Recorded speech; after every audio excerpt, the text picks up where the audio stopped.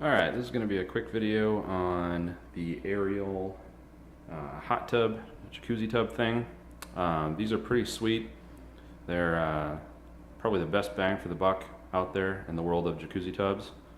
This one right now has been roughed in, everything's connected, and the front skirt is still off, so I can show you how the connections work a little bit.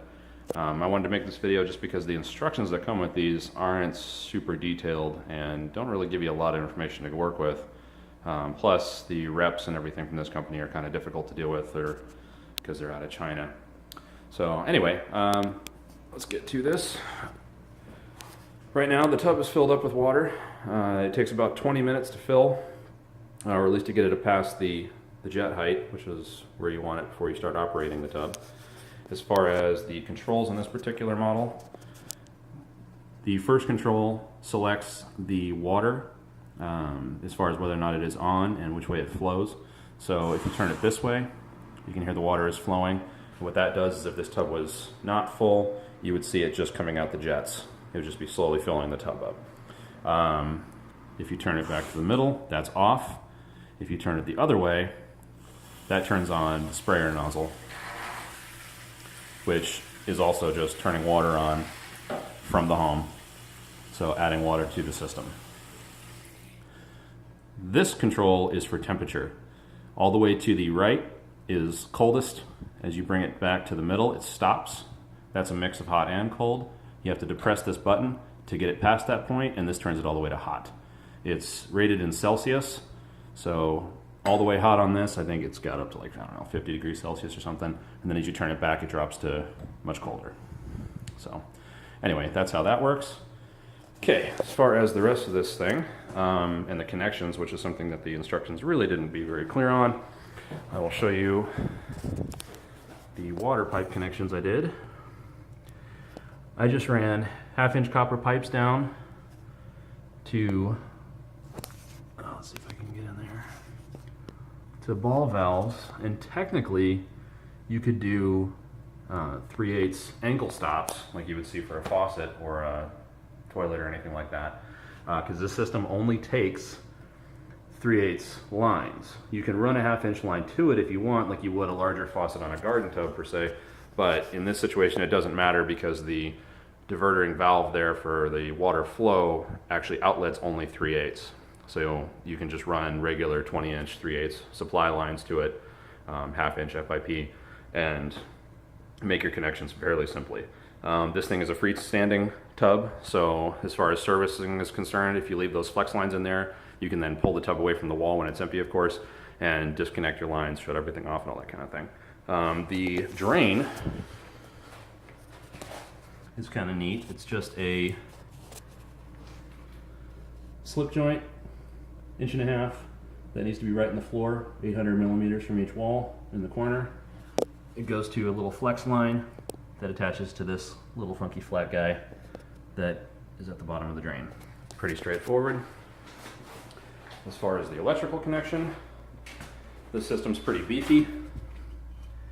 It requires a 30 amp supply, so 10 gauge wire, so 10-2 run from a 30 amp breaker to a box that you then got to run this fat cord that it comes with into. So that's it for that.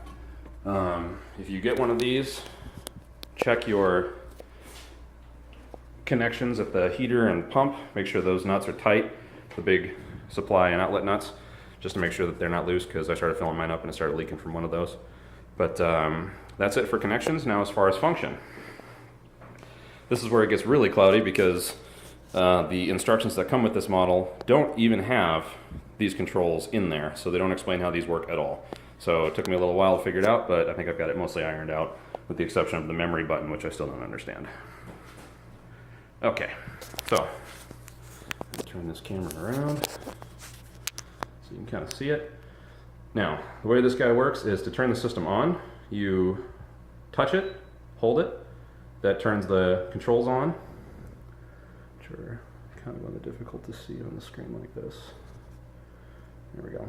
That turns the controls on. Now each time you touch this, it moves the arrow back and forth between the different options you have. So first thing we'll do is over here, we'll turn the jets on. I'll Show you how that looks. Jets are running.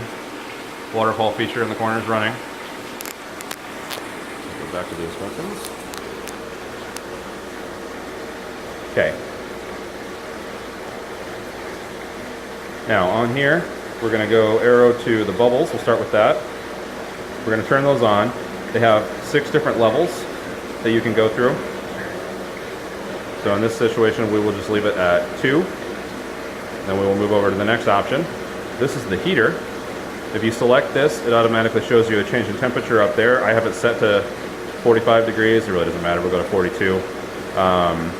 That it's going to heat it until it reaches. Right now it's at 33. And we'll move over again. This is the LED function. Now the LEDs,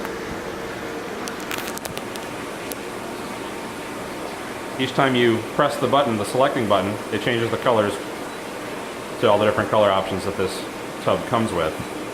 And then if you go through all of them, you get to the last option, which it cycles through the colors it comes with. So we'll leave it on that. Now, we'll move over to the next option. This is, as far as I can tell, the ozone function. If you turn this on, there's one little plastic, or maybe metal, I didn't really check.